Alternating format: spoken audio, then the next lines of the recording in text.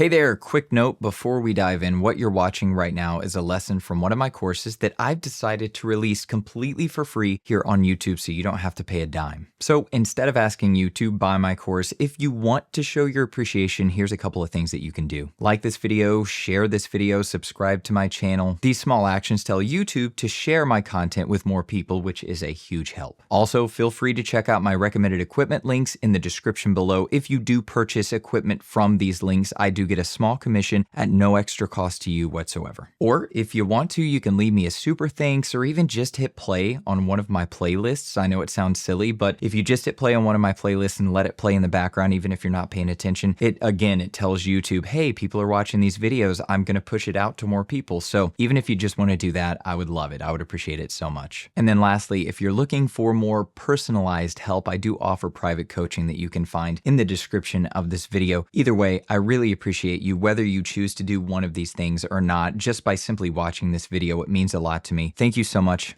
Now, let's get to the lesson.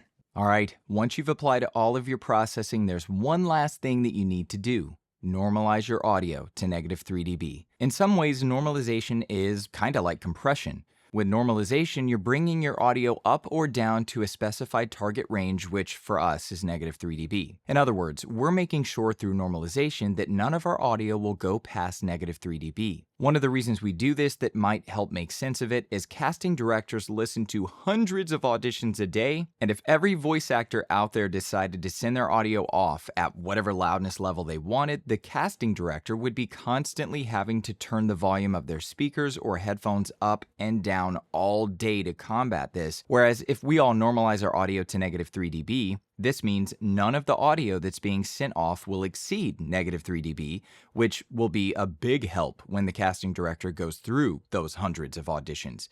It may not sound like that big of a deal, but trust me, go through hundreds of auditions a day and tell me you wouldn't do anything possible to make your job easier. All right, so we're in audition. Let's say that, we just got done recording this audition. We're gonna apply our effect stack.